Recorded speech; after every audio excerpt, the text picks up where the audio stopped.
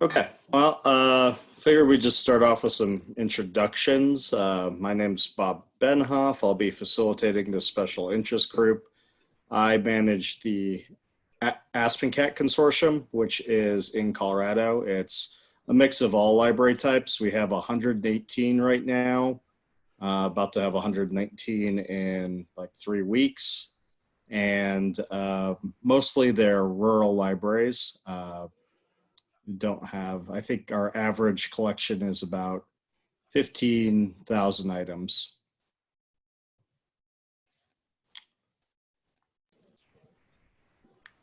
George, you want to? Oh, I'm next. Yeah, sure. I'm George Williams. I'm the Next Search Catalog Coordinator at Northeast Kansas Library System. We have, I think we're at 51 libraries now, and most of them are like what Bob's talking about. They're smaller rural libraries. We have a couple of bigger ones. Our biggest one is in Leavenworth, Kansas. I think they have about 80,000 items. But our smallest libraries have about 4,000 or 5,000 items. And we do have one school district and one community college in Highland, Kansas. Their collection isn't that big either. It's somewhere like 10,000, 12,000 items. So.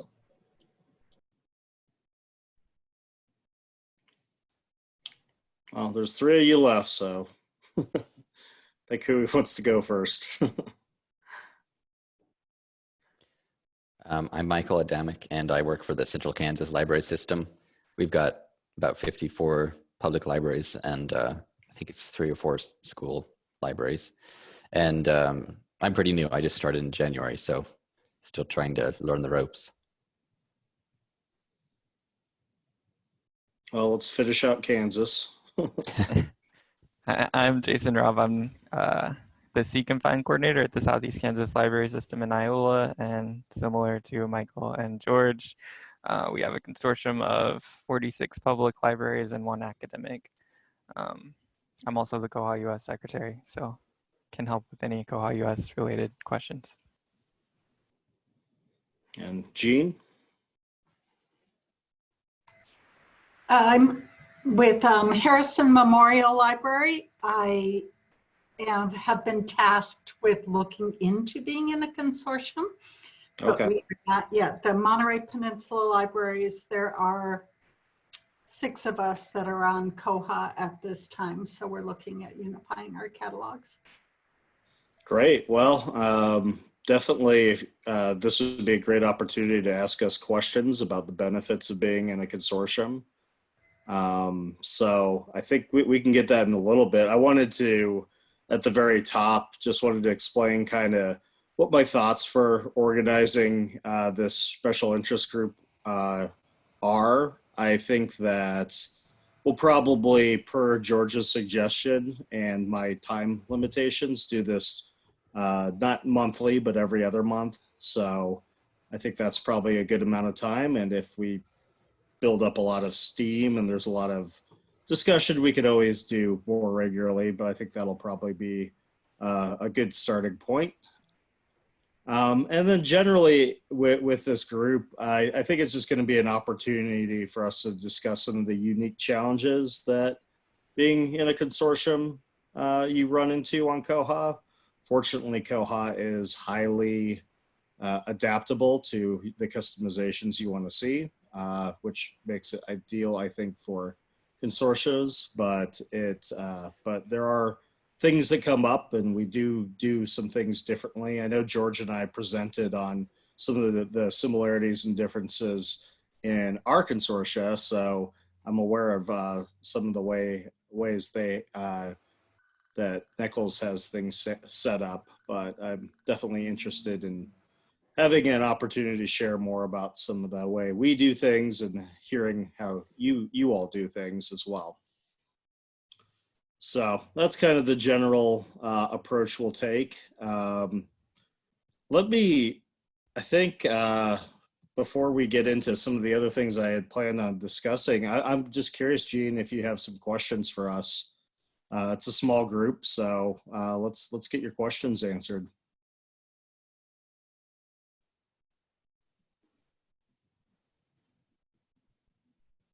think you're on mute still.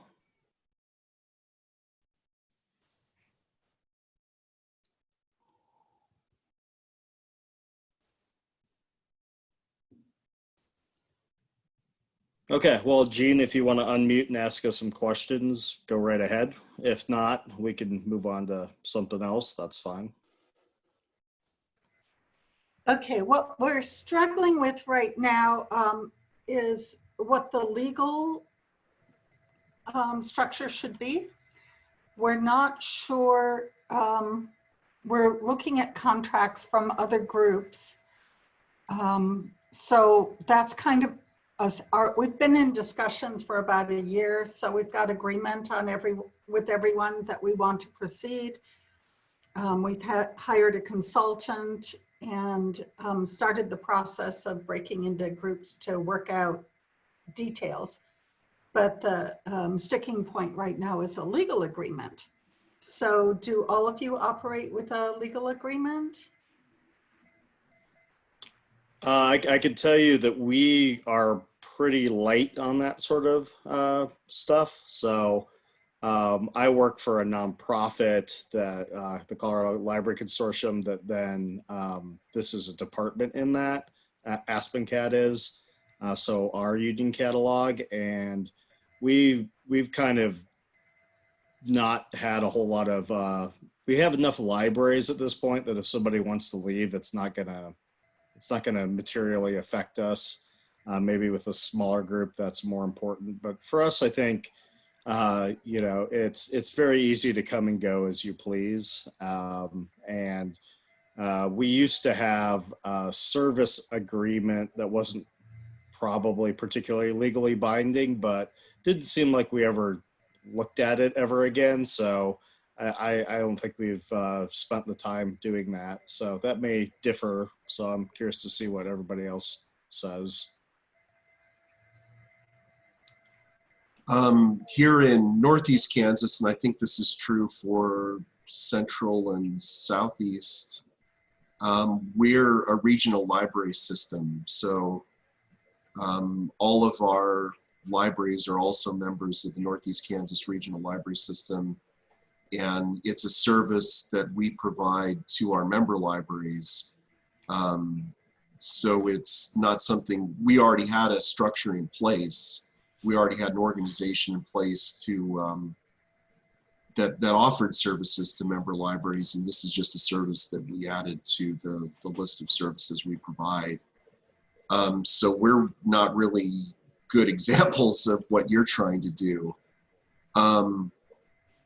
That being said, I used to work for the Valmet Library Consortium in North Central Idaho, and I wish Lizette was here or somebody else from Valmet, because Valmet is like what you're trying to do. The libraries aren't affiliated. They actually, Valmet and the Cooperative Information Network in Idaho cross state lines. They're member libraries in Idaho and they're member libraries in Washington. And what Valmet did was to create a nonprofit corporation, a nonprofit organization, like what Bob was talking about, and create that, make an existing nonprofit organization and then do everything through that. So that might be the way to go. And Valmet, I was trying to look to see if I could find their nonprofit charter, or whatever you call it, their bylaws, because they went through all that process. When I was still there, they redid their entire set of bylaws and reorganized the whole organization. And they've got a really good set of bylaws that you might be able to get some ideas from. But I don't know where that stuff is anymore because I don't work there.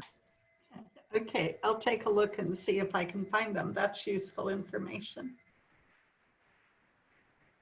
Yeah, I do wish in some ways we had some things more formalized, because the way we have it set up now is everybody kind of does their own thing independently, and then I have to kind of scramble to make the system work. So if you can come to some agreements ahead of time, I think that's pretty helpful. The simpler it is, the less an administrator has to there's fewer headaches to try to make this or that work. So we'll talk about one of those, a little headaches I have a little bit later.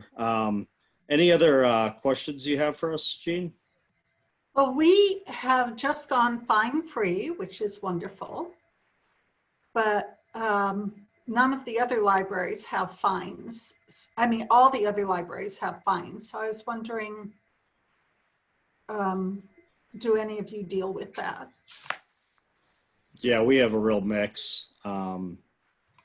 Right now, with the way we have our, because are you planning on doing resource sharing as part of this?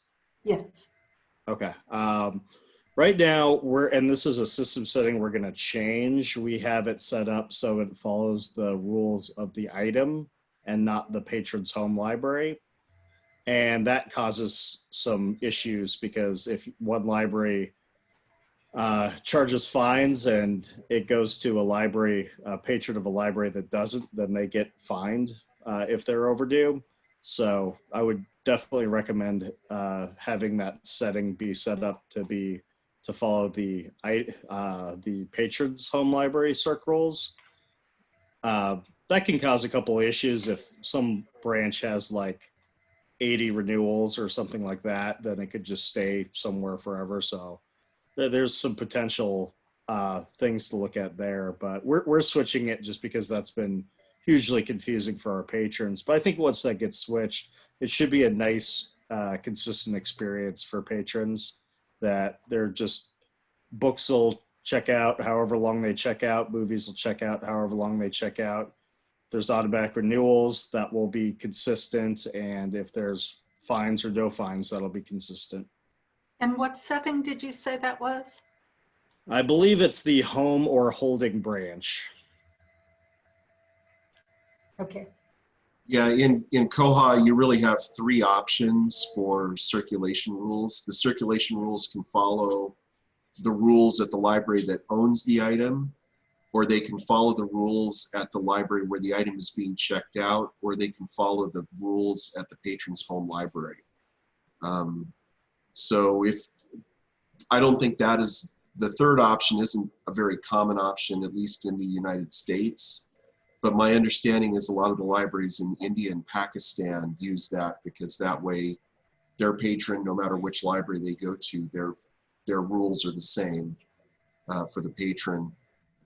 But I've worked in both situations where here we have it set up so that the rules follow the library where you're checking the items out at, and that is so much easier on patrons because if you're, where I was in Idaho, we had some libraries that their items checked out for 3 weeks, some libraries where their items checked out for 4 weeks, and one library where their items checked out for 30 days.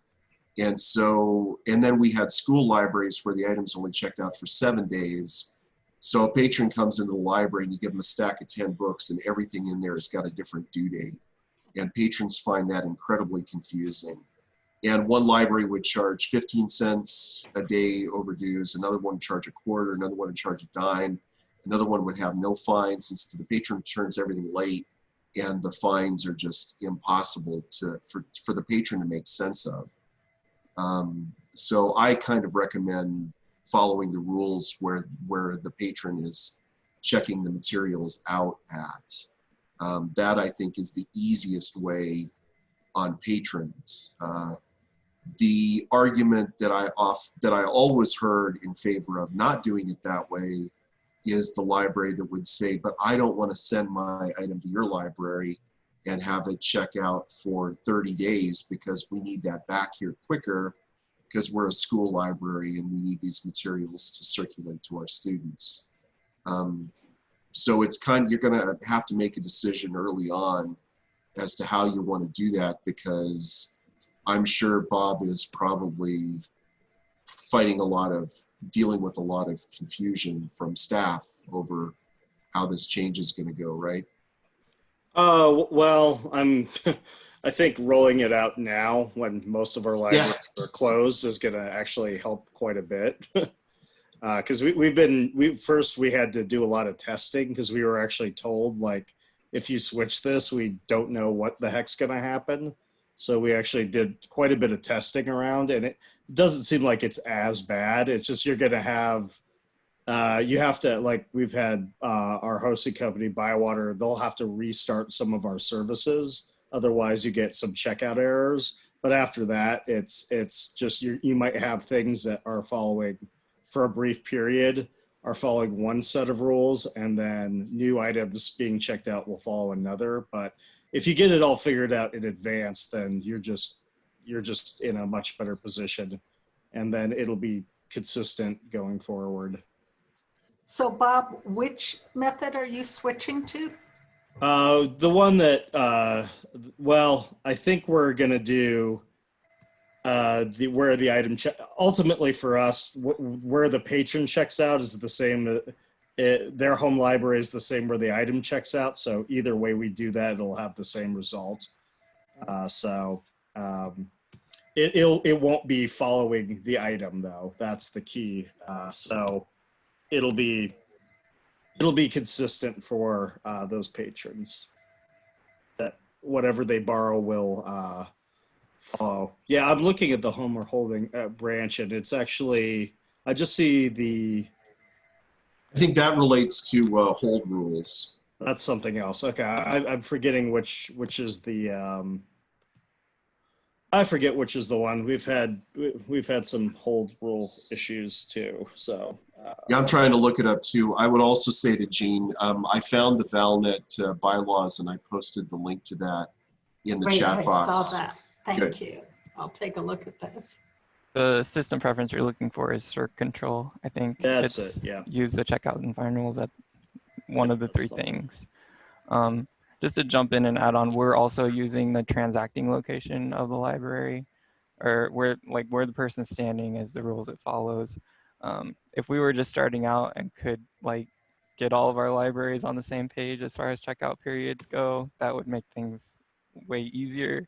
But even if you don't, it's still very, very doable to work in a system where one library checks out things for 2 weeks, while another one is 3 weeks, and one does 10-cent fines, and one does 20, and one does none. So we've just kind of had to build our policies around that. We have policies regarding fines. So if a library doesn't charge fines, they're encouraged to forward those on. If they do charge fines, we let them keep it if it's under $10, and we have them send it on if it's more than $10. So we've just kind of built up our policies as we go based on the situations that arise. Yeah, and what we do is we never do any moving of money around for fines. It's only if something is lost or damaged. We just don't bother with any of those fines.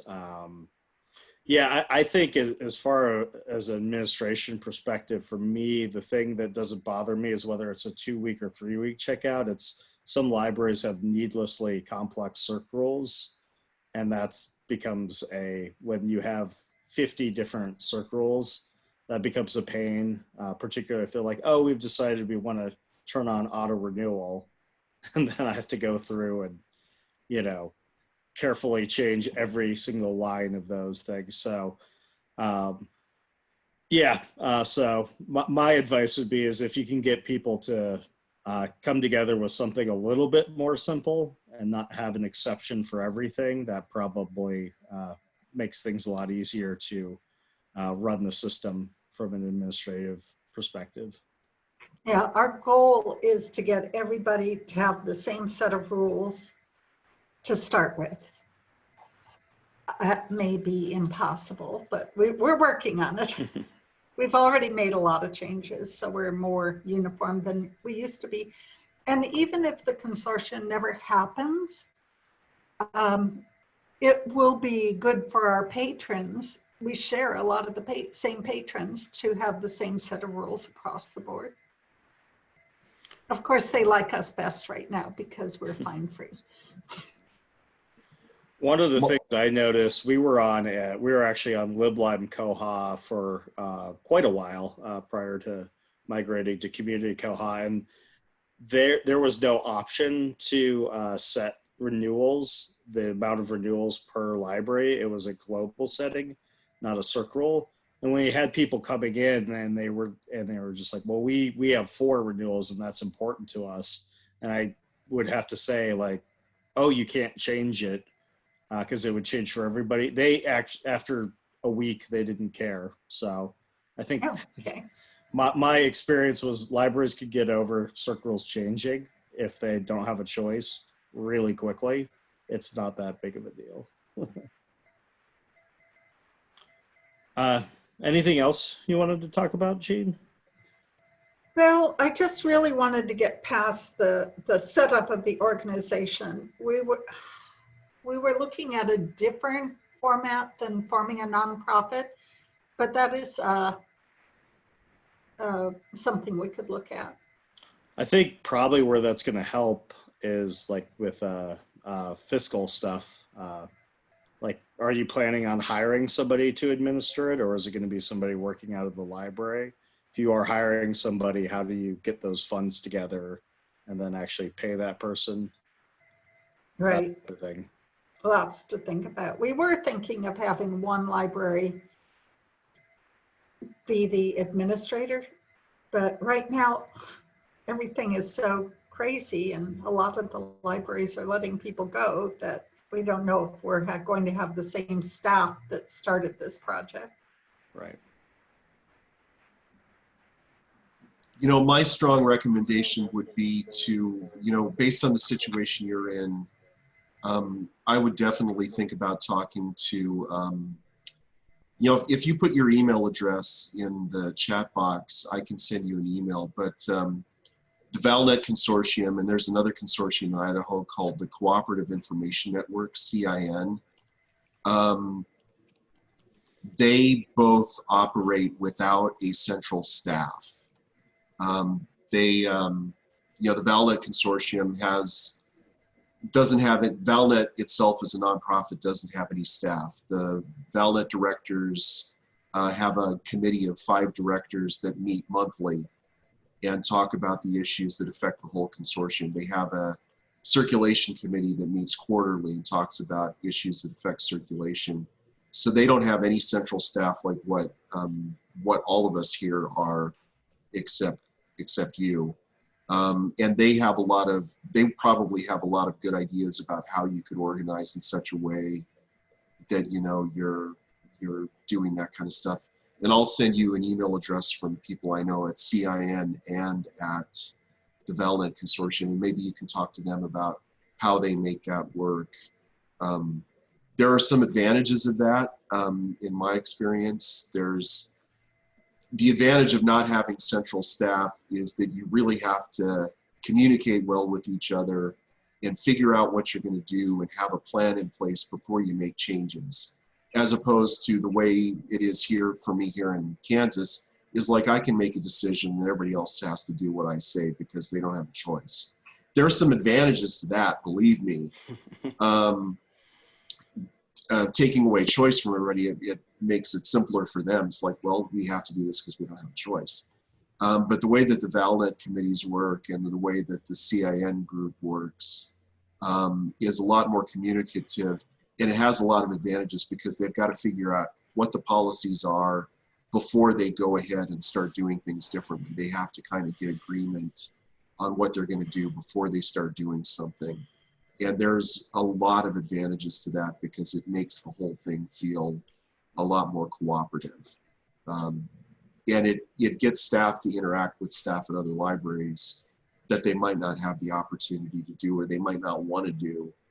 They might be drugged into it reluctantly, but I think there's a lot of good things that can come from that kind of environment. So. Yeah, and I think with 6 libraries, that's manageable. With 118, we could not do that. So. Yes, when I was at Valmet, that was when I learned the term bike shedding, which is, you know, the things that we argued about I worked there for 9 years, and my first circulation committee meeting, we were talking about the same things at my first circulation committee meeting at my last circulation committee meeting 9 years later, things that would never get resolved. And when we did that consortium, we started out on a different ILS. and then we migrated to Koha. And when we were doing the migration, I was kind of the lead person on that migration. And I would come in and I would talk about, well, this is how we're going to do, this is how we're going to set these global rules, and this is how it's going to affect everything. And a lot of that was just over the heads of most of the people I was talking to. They didn't care because they didn't understand how it affected them. But then, so I could, you know, there were like 3 or 4 people that would weigh in on those topics, and the decisions got made quickly. But then when you talk about how to put a DVD in an envelope and put a piece of tape on it and ship it from one library to another, the issue was, should there be a routing sheet on one side of the envelope or on both sides of the envelope? Should there be a blank routing sheet that you can write the library's name in, so that when it goes into the courier system and it gets shipped? Everybody talked about that. Everybody had an opinion about that. And that's called bike shedding, because, you know, when you're talking about building a nuclear reactor, there's only 4 or 5 people that can talk about, you know, what kind of material you're going to be, you know, what kind of fuel you're going to use, or what should the rods be made out of, because nobody knows. But something as simple as what color are we going to paint the shed that people park their bikes in, everybody can talk about that, because everybody can talk about those things. So so working with committees has some advantages, that there's a lot of there can be a lot of communication, but the disadvantage is that the things that you're going to talk about the most are what brand of coffee should be served at the meetings, because everybody has an opinion about that. So that's the one big pitfall of working with large committees, because you're going to talk about the things that have the least amount of, where there's the least amount of stuff at stake, are the things that are going to be the things that people argue over the most fiercely. Something that's kind of, that might be worth mentioning, CKLS, as George said, we have, basically it's kind of a top-down, CK basically administers Koha for all the libraries.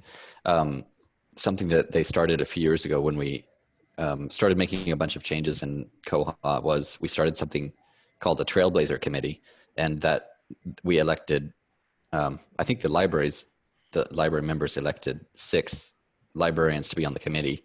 And so we can go to that committee if we have questions for the libraries at large, and we don't have strong feelings about. So there's certain things, obviously, for the most part, we make the decisions in-house, but for some issues, it's worth getting the library's input, and that helps us kind of keep a little bit more of a balance between some collaborative, but some not getting it too mixed up in the collaboration, if that makes sense, I guess.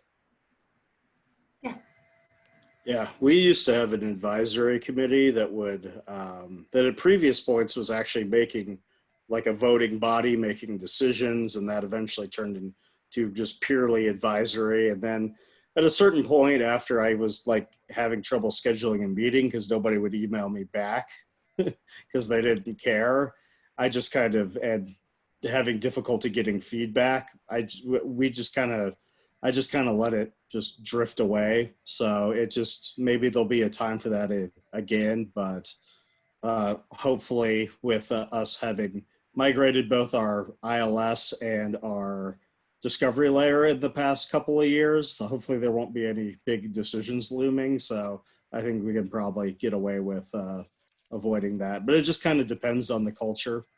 I know some organizations really value having that committee input, and I can tell you mine, it was more effort on my part to try to get somebody to give an opinion on something than anything else. So it just kind of depends. That's a problem I run into too. I have something called the policy committee that never meets and never gets anything done. Yeah. Ditto. That's why it's kind of turned into the Jason Tatership over here.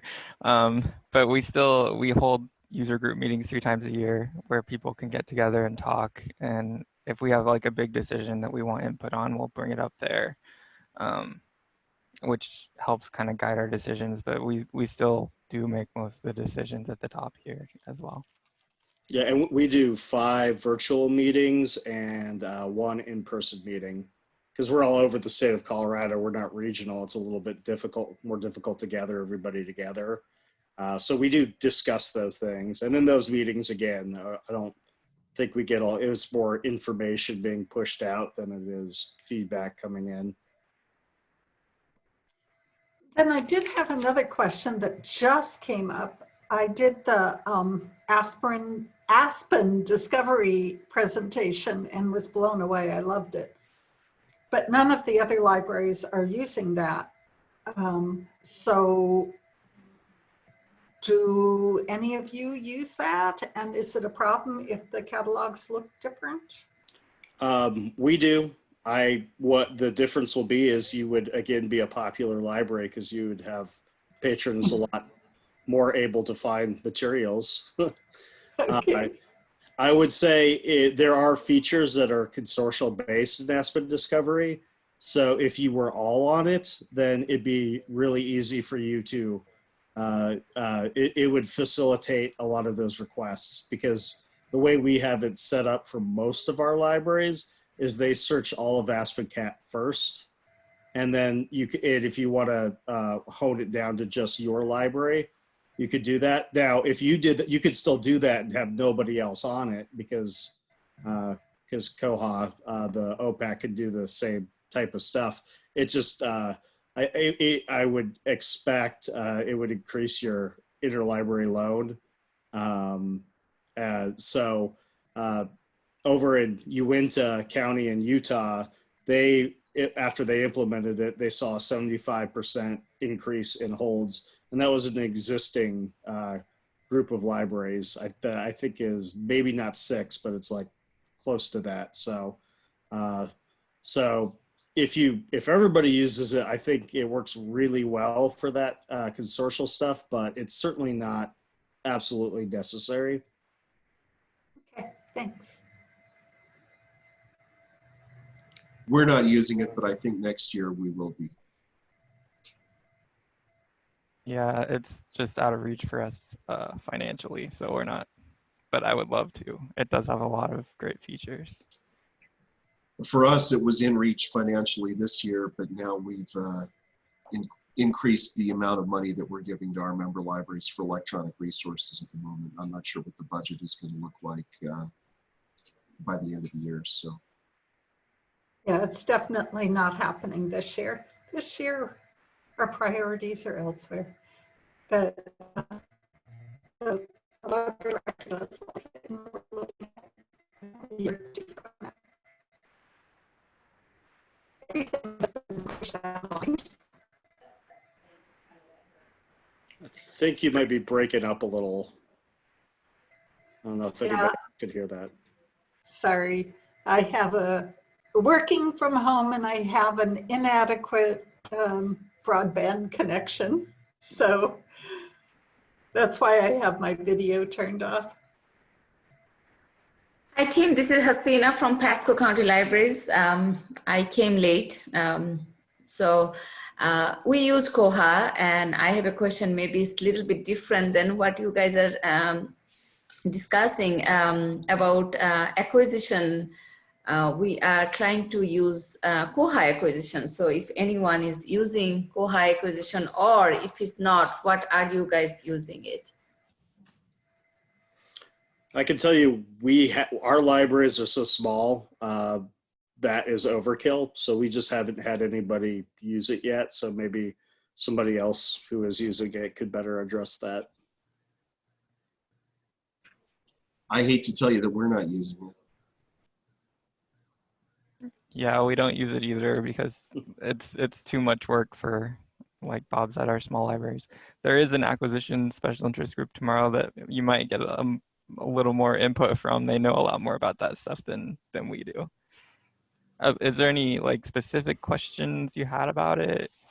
Just no, actually, no. We haven't used it. So what we do, we have Excel access, and then we have just homegrown. We keep track from this Excel sheet that how much money we're paying and those type of thing. However, we are trying to use EDI, and then we thought, why not use acquisition? We have 7 branches, actually 8, it will be 9 it's supposed to be 9 this summer, but now is everything closed. We are getting another branches, but it's closed now. We thought of it just the testing. I usually do take care of Koha, so I actually started last year, and then when I see new thing, I try to implement it. So I thought it would be a good idea. However, like you said, it's a training, but then again, I thought if I learn it, I can train other people. But I don't know how much it's gonna be good to keep track about the budget. So that's another afraidness from me. But no, nothing specific, because it's just the learning. I just started, yeah. And I know you can use like different pieces of it. You don't have to use everything. Like we do use purchase suggestions. Yeah. You could probably set up EDI to work with it without having to get into the complexities of it. Okay. But again, I don't have knowledge on that. Okay. We do have, like, Rhonda, our vice president for koha-US, is very involved with acquisitions and the development of it. So she might be a good person to reach out to just kind of get a better feel for how it works. And oh, she's gonna be tomorrow? Yeah, she leads the group tomorrow. Okay. Okay. And I just put a link in the chat box to the event invitation on our website. Thanks a lot. I'm gonna put it in my calendar so that way I can see. Do you know what time tomorrow though? It's 11 Central. So it's gonna be like same today, 12, right? Yeah, same time as today. Okay. You're in Pasco County. Where is that? It's in Florida. Oh, okay. Yeah, we had a library that was interested in joining us that was planning on using acquisition. So I had somebody from Bywater do a demo, and my takeaway from that was most of the work there's a lot of work up front to get it configured, and then it's not so bad once you actually get all that going. Oh, okay. So you are not using, right? We're not using it because that library decided to not join our consortium. So, but I did do a demo with somebody from Bywater just to show that and the serials module, and which is another one we don't use. And that was kind of my takeaway, was just that it just takes a bit of effort to get everything set up in the first place, but after that, it's not super bad to use. Oh, okay.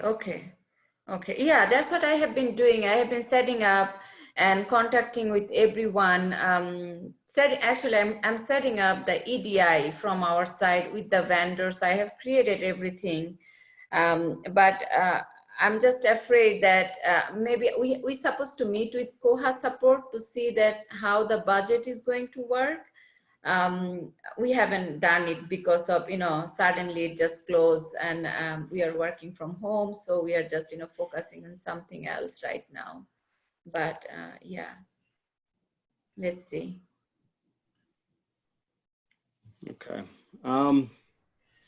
I think that's a good segue to I was just curious how everybody has handled their particular closures. Or if I know we have a mix where some of our libraries are just closed, and I actually sent a reminder that was like, hey, we need to extend your due dates if you don't want notices to go out, if that's coming up, because all our libraries are doing different dates. Some of our libraries are now opening up for curbside pickup, so we're turning on their local holds and trying to facilitate that. But I was just curious how that's going for everyone. I was so happy when our governor said everything's shut down, because that just simplified everything. All I had to do was say they're all closed now. Because when we had some libraries that were not closing, we had our library in Richmond, which is a town of about 350 people, that they were going to stay open come hell or high water. They were staying open, and I had 2 or 3 libraries doing curbside pickup. We have one library with a drive-through. They were open. They had their drive-through open. And I was just getting, you know, different things, different levels of service from different people. And when the governor said everything's closed, that just really simplified everything. Yeah, and I just shut them all down. Yeah, I mean, we technically have a stay-at-home order, but then it seems like libraries are negotiating with their local health departments to be deemed essential for some services in some locations. So I'm not sure how the legality of any of that works, but that's why we actually have libraries that are opening up, and our stay-at-home order is supposed to expire a week from today, but we actually don't know what that's going to look like. So I'm pretty sure it's not going to be a full reopen of everything all at once. So so we'll see what happens, but what it ends up being is just all our libraries are basically doing different things, and we'll probably continue to do so. So just tracking that is a bit of a challenge on my end. Yeah, we tracked it for a while, and then, as George said, our governor closed everything down. We do have weekly forums with our librarians, and I will say that about half of them are still in the libraries when they come to those forums, which is a little worrisome. But as far as Koha goes, we've got everything shut down, and we're starting to look at how we're going to start opening things back up. I have like one library using self-check right now, so we're thinking about trying to push that a little bit, trying to push curbside pickup, and then all the like talk about physical spaces and masks and all that stuff has been a hot topic. I think masks are our current bike shed, if we're if we're being honest, because everybody knows how to sew, and everybody has a different mask pattern they want to use. So, yeah. Yeah, we're all closed. Just starting to think about the reopening business. Some people working from home, some people not working at all. Once in a while, someone makes a trip into the library. I'm going to the library in an hour. I'll be the only one there. It'll be weird.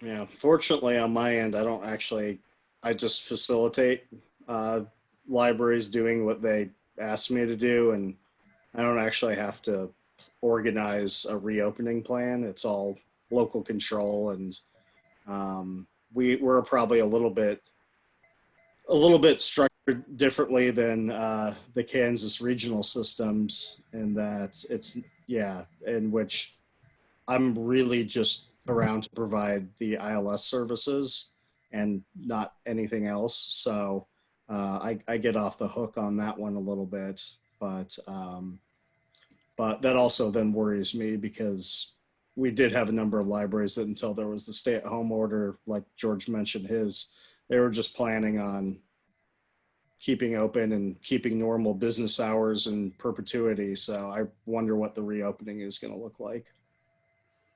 Are any of you allowing patrons to place holds at this time? Yeah, a few of our libraries that are doing the curbside are doing local holds. Okay. That looks like no for some of you. We are actually, we are close, but we are letting our patron to place the hold, but all the holds are suspended. Right.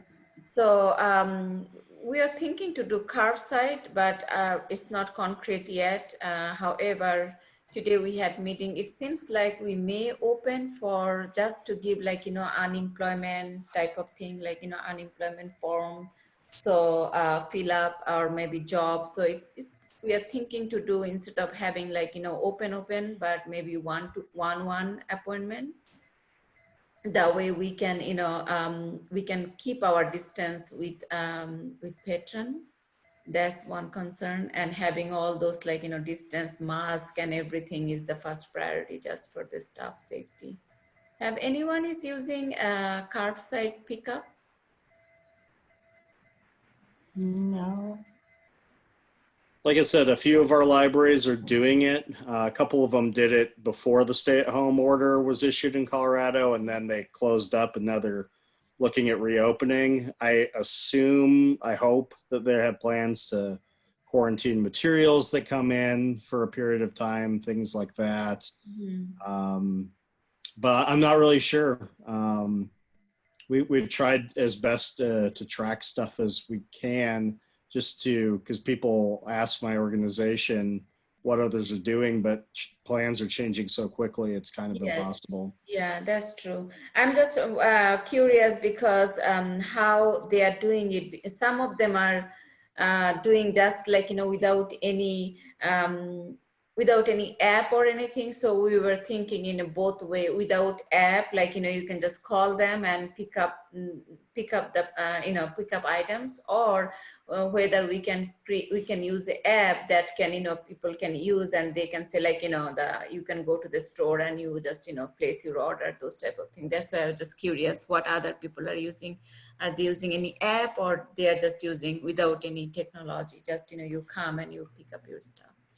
Well, once we turn their holds on, they can place holds through our discovery layer. So that we use Aspen Discovery. So they'll patrons can just place their holds, and then they can those libraries can check those holds queues and fill those orders, and then I know one thing that is consistent is everybody's having limited hours. It's not like a 9 to 5 thing or anything like that. It's usually 2 days a week for a few hours at a time. Okay. What's going to happen when you open it? Like, there will be like a lot of hole. What is the thinking that you guys are planning to do? Like, how to handle the holes? We had started considering it before we closed. I had a few libraries that were trying, and we had decided to turn off holds because they were mounting. So we were encouraging librarians to take requests via phone and via Facebook and whatever other communication channels they had, and then try and kind of schedule times for people to pick things up so that it wasn't all like a lineup down the street of people waiting to pick up their items. But we didn't really have a plan past that. As far as reopening, I think we're probably going, it depends on how our courier plays out. If the courier starts up, we may just turn holds back on library by library. If we don't have courier for a while, we might turn on local holds first. And then we do have text messaging set up through Koha, so they would get a text if they're set up for that, or an email to know that their stuff was ready to come pick up. But the logistics were still kind of fuzzy, and then everything shut down, so we just dropped the topic. Yeah, that's the main concern, that when we're going to open, there's going to be like a huge hold list will be there, right? So yeah, that's one thing that me too, I'm thinking that, we had meeting last week. I was just saying that maybe we can release the hole that is waiting inside the building, because we didn't do any Carve Site or anything. So we have huge amount of hole, but all are suspended. So we were thinking to do first book drop and release all those items, go to their home, and then release the suspended hole. So that way, at least, people can know, because right now it's all are everywhere. You don't know where to find items, right? Yeah. With, we have the three of us that are in Kansas, we have a statewide courier system.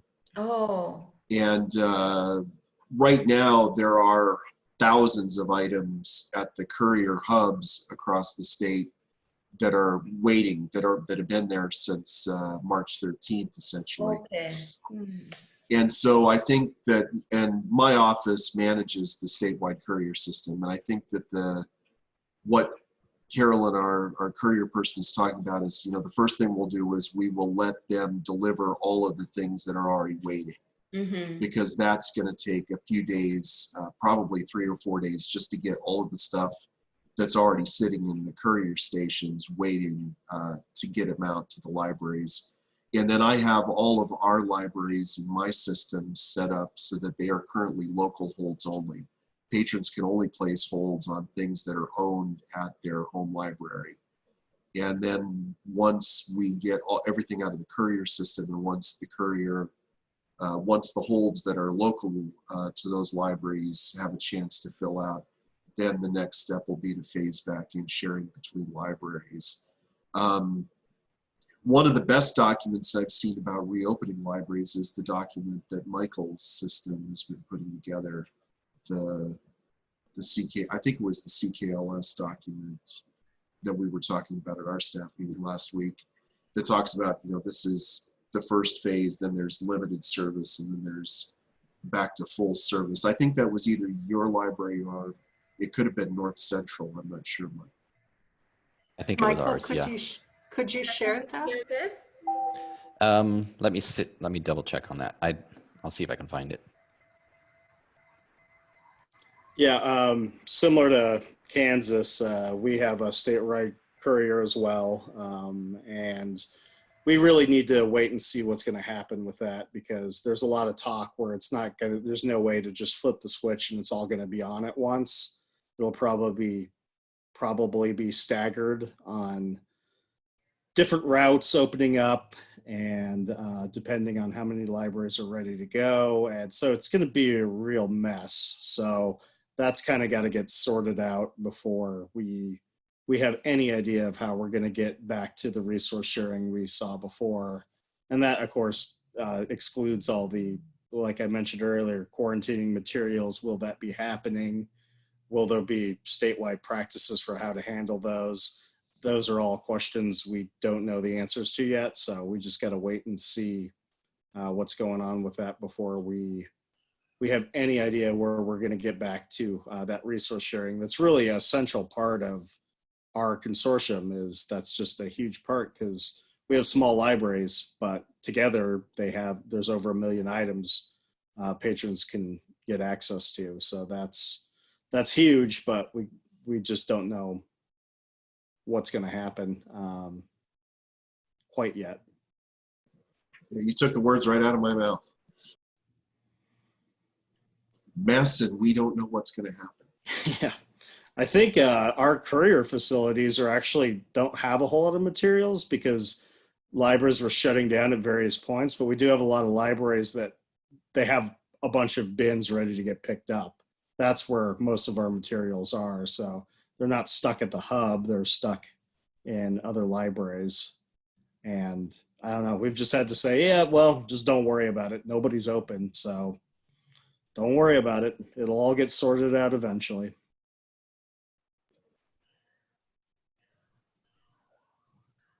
Thank you, Michael, for sharing that. Well, we only have a few minutes left, and so we had a pretty good discussion without even getting into much of the stuff I had on my agenda. So that's good, because when we do this thing again in a couple months, we'll have more things to discuss. Does anybody else have any last questions or anything like that? Maybe a development they're excited about that might be consortially related? We'll definitely be talking a lot more about development in this group, I think. I have what I think is a good one. I'll share it for next time. So I'll save it. Okay. Up. Sounds good. The one that Jason, I, and Mike, whether he knows it or not, are all funding, that's going to be a good one, is the ability to limit item types by branch. So. Yeah, I particularly appreciate that one, because that got funded by you right as I had put in a spec for that. So, and they said, hey, well, good news. it's already paid for, and so. Those are the best developments. Looking to that, yeah.